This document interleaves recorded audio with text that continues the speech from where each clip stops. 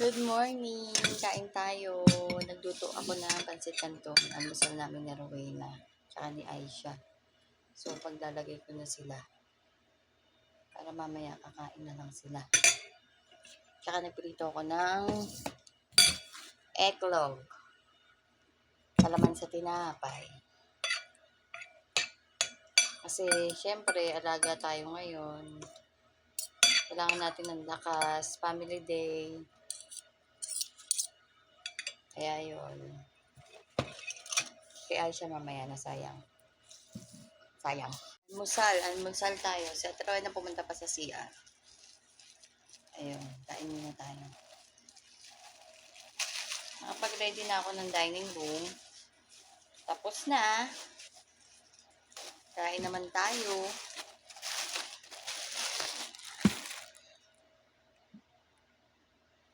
Medyo luma na yun sa muli niya kasi nagbibitak-bitak na yung kanin. Ay, yung kanin daw. Yung loob. Pwede na yun. Lagyan natin ng itlog. Yung. Tapos, dati lumalit ako ganyan din kami sa amin. Ang almusal, hotdog, itlog, hindi naman, bacon, tsaka hotdog, ganun, tsaka orange juice. Kaya pancit canton, ganun. Dati pa yun, maliit pa ako. Maliit pa ako. Ay, maliit daw.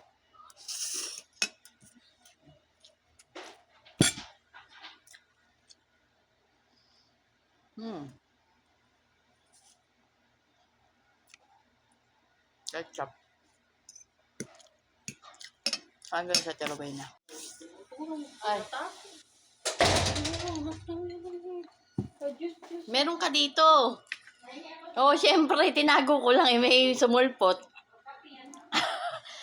Nagkape na tayo sa taas.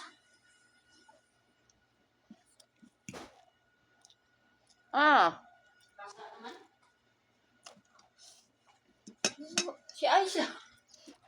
Naku, Aisha. Kapag nakakain, hindi ka pa nakakain. Ewan ko talaga sa kanya. Anong nangyari? Hindi siya tinawag, hindi pa siya siguro. Nala, patay pa yung ilaw.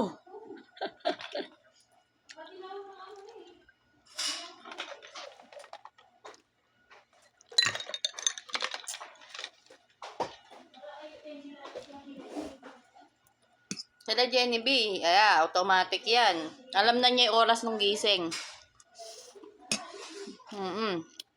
Si Maria, si Jenny B, si Judy.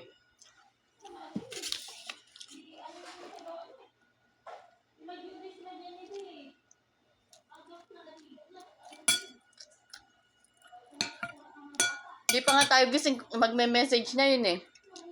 Gising na kayo.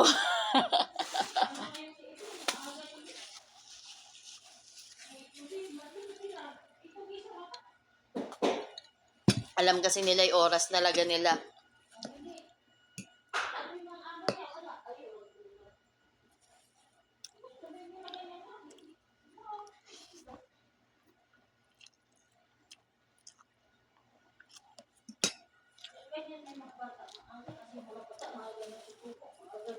Grabe ang agang gising. Dapat nga pag natulog yung mga bata, pagka sumibat siya kahit isang oras ng trabaho.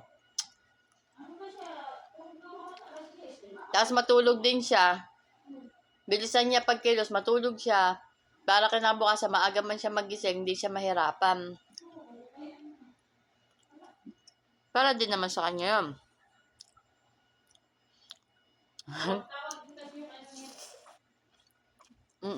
Yun lang. Sa showta niya.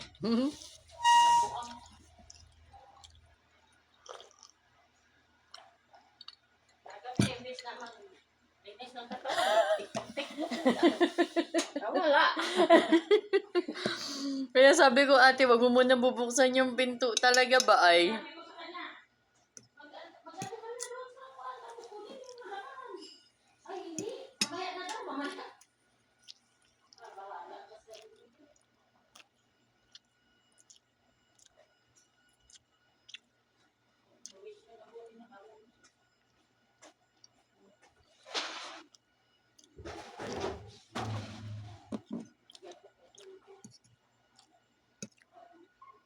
Kaso papunuin mo muna ba?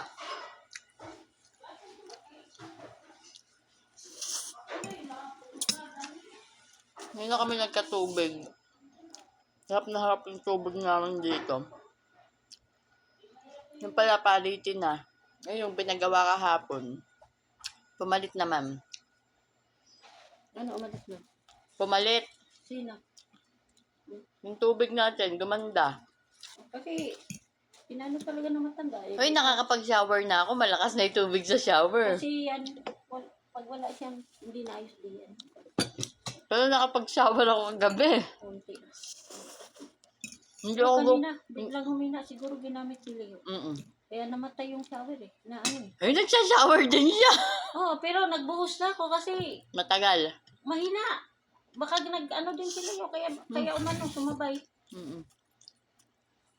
Tinapay, masarap.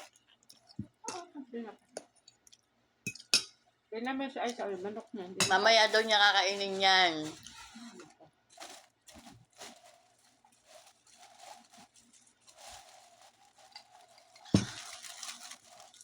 Kaya mga amo natin, hindi kumukha ng mga ganyang lahi. Yung ay silang mahilig sa mga ganyang lahi. Pero siya dito, hindi. Bakit bagay, si Maarte kasi wala naman din siyang choice. Ngayon lang siya Sumunod siya sa asawa niya. Pero yung dati, Indonesia nakaano siya.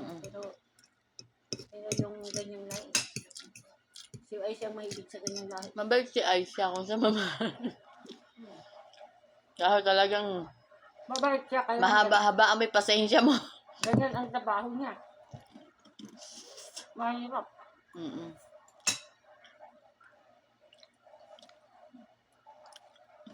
Dapat kay Aisha dito.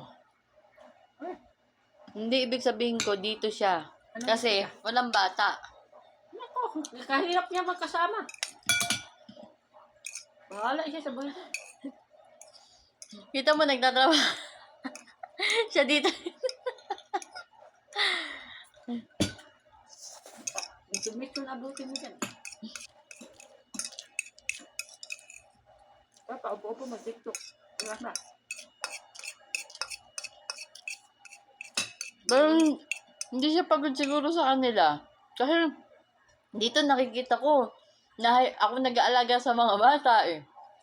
Amo niya kumikilos. Tingnan mo yung amo niya, stress na stress. Oo. Ano siya, nagluluto daw yung nanay niya. Ano to? Si Maarte pala nagluluto. Pagdating sa school, siya nagluluto. Tapos daw, pag daw si Maarte pa daw naghuhugas ng mga pinagkainan. Kinikwento sa akin. Sabi ko, ay, sabi? siya. Sabi niya, siya pa yung naghuhugas dun, sa lababo. Sabi ko, ha? Kasi ano, ginagawa? Hindi ko alam. Ano? Sabi ko, ha?